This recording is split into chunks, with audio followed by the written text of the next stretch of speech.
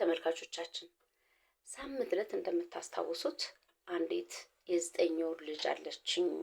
እንዴት አድርጌ እንደማሳድጋት የመጀመሪያ ልጅ እንደመሆኗ መጠን በጣም አድርጎ ይጨንቀኛል በሚል ሐሳብ መነሻነት ከባለሙያ ጋር ቆየት ያለ ፕሮግራም ነበረ።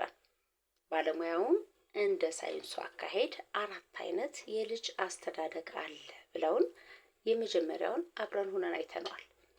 ቀጣዮቹም ይመስላሉ። እኛስ በየትኛው ውስጥ ነው ልጆቻችንን የምናሳድገው? ምን አይነት ወላጆች ነን? ለልጆቻችን ምን አይነት መንገድ ነው መከተል ያለብን? የሚሉትን ሐሳቦች ደግሞ ቀሪውን 3 ነጥቦች አይተን ለራሳችን እንመዝናለን፣ እንወስናለን ወይም ደግሞ ከየትኛው ውስጥ እንደሆን ለራሳችን እናረጋግጣለን ብዬ ተስፋ አደርጋለሁ። እንግዲህ ከፕሮግራሙ ጋር መልካም ቆይታ። ሱሰኝነትን እና እኔ አልሰማም፣ እኔ አልፈለግም፣ ቤተሰቦቼ አይረዱኝም፣ የኔን ሐሳብ አይቀበሉም ይላል። ወዴት ይሄዳል? ይሄን ነገር ሊያጠፋለት፣ ይሄን ነገር መልስ ሊያገኝበት ወዴት ይሄዳል? ወደ ሱስ፣ ያለ እድሜው ሱስ ውስጥ መግባት፣ ያለ ሱስ ድባቴ ውስጥ መግባት፣ ያለ እድሜው ድባቴ ውስጥ መግባት፣ እነዚህ ነገሮች ያመጣል ማለት ነው። ሌላው ወደ ሁለተኛው ስንገባ ነፃነት የበዛበት አስተዳደግ፣ ይሄ ምንድነው የሚባለው? ፐርሚሲቭ ፓረንቲንግ ስታይል የምንለው ማለት ነው። የነፃነት የበዛበት ማለት ሁሉን ነገር መፍቀድ፣ ስነ ልቦናዊ ተጽዕኖ አለው። እንደተባለውም ደግሞ ሌሎች ሱሰኝነቱ ላይ ይሄ ሳይፈልጉት አሁን ከተቃራኒ ጾታ ጋር ሌላ ግንኙነት ውስጥ መግባት፣ እነዚህ ነገሮች ይሄዱና መጨረሻ ላይ ልጆቹ የቤተሰብም የሀገርም ችግር እና ቀውስ ሊሆኑ ይችላሉ። ካለ ጊዜ አንጻር በደረቁ እንዳይሆን እየቀማመጥን እየደረሰ ስለሆነ እናመሰግናለን። እሺ ከፈንሻው እጃችሁ ሰንዘር አድርጋችሁ እሺ። ዋው ባለሙያ ጋገረው ድፎ ነው። እንዴት አደስ! ዋው በጣም ይጣፍጣል። ደስ ይላል። አመሰግናለሁ። እሺ በጣም ያጓጓ ነገር ነው። እኔ ራሴ እንዳዲስ ነው እየተማርኩ ያለሁት። ሶስተኛ ላይ ሚዛናዊ። ይሄኛው ደግሞ ምንድነው? ከቃሉም ስንነሳ ሚዛናዊ ነው። ወደ የወላጁንም የልጁንም እኩል በሄደ መንገድ፣ አሳታፊ በሆነ መንገድ ልጅን ማሳደግ ነው። ልጆች ትምህርታቸውንም እኩል ቤተሰብ ይሳተፋል። ልጆችም ስለ ጥያቄያቸው መጠየቅ ይችላሉ።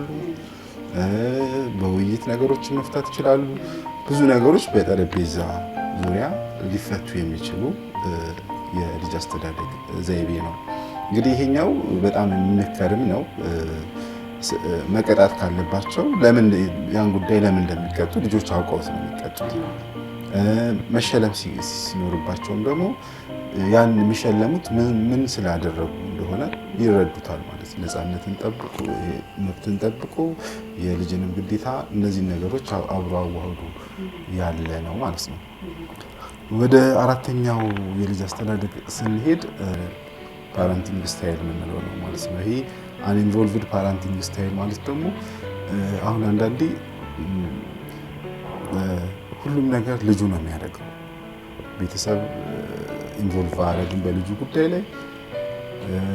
ቤተሰብ ለልጁ ጊዜ አይሰጥም እና ልጁ ይሄን ሁሉ ይጠብቅና ልጆች እንግዲህ ነገሮችን አካባቢን አይተው እያሉ ካሁን በኋላ ማንም የለኝም ነገሮችን በራሴ ነው ማድረገው ብለው ቤተሰብ ላይ ተስፋ ይቆርጣሉ። ልጆች ወላጅ ያላቸው እንደ ወላጅ አልባ ራሳቸው ቆጥረው ነገሮችን ሁሉ ራሳቸው ናቸው የሚያደርጉት።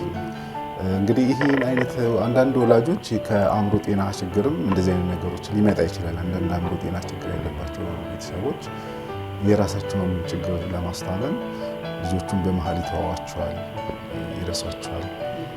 በዚህ ሰዓት እንግዲህ ልጆች ማንም የለኝም፣ እንግዲህ ከትልቁ ነገር ምሰሷቸው ቤተሰብ ነው። ቤተሰብ ካላቀፋቸው፣ ቤተሰብ ጊዜ ካልሰጣቸው ምንድነው የሚያደርጉት?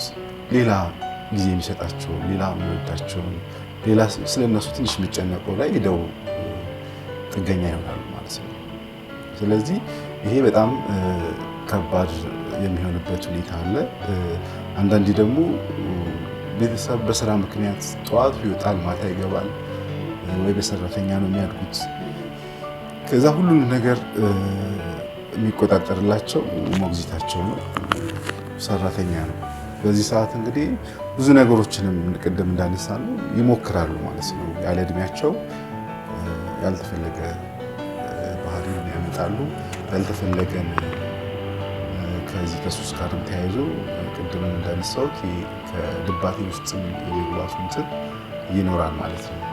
ውድ ወላጆች እናንተስ እንግዲህ አሁን በባለሙያ እንደተነገረን 4 አይነት መንገዶች አሉ። እናንተ ከየትኛው ናችሁ? ራሳችሁ እንድትፈትሹ ለራሳችሁ ቤተሰብ ሰጣችኋለሁ።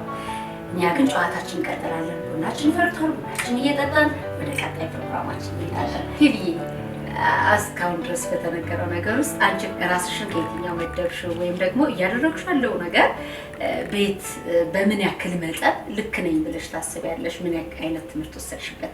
እስኪ ወደ አንቺ ልምጣ። በሚገባ ጥሩ ግንዛቤ አግኝቼበታለሁ እና ሶስተኛ ላይ እንደጠቀሰው ሚዛናዊ የሆነ ያስተዳደግ ዘይ ነው ልጄን ማሳደግ አለብኝ ያሰብኩት እና ጥሩ ግንዛቤ አግኝቻለሁ። በጣም አመሰግናለሁ። ውድ ተመልካቾቻችን ይህ እንግዲህ ከእንግዶቻችን ጋር የነበረን ፕሮግራም ይህንን ይመስላል። ሳምንት ደግሞ ከሌሎች ወላጆች ጋር እንዲሁም የጤና ባለሙያ ብቻ ሳይሆን የስነ ልቦና ባለሙያዎችን አብረን አድርገን ለእናንተ ይበጃሉ ይሆናሉ የምንለውን ነገር ለእናንተ እናቀርባለን። ልጆች ሲቦርቁ ዓለም ትፈነድቃለች። ሁላችንም መልካም ዜጋን እናፍራ።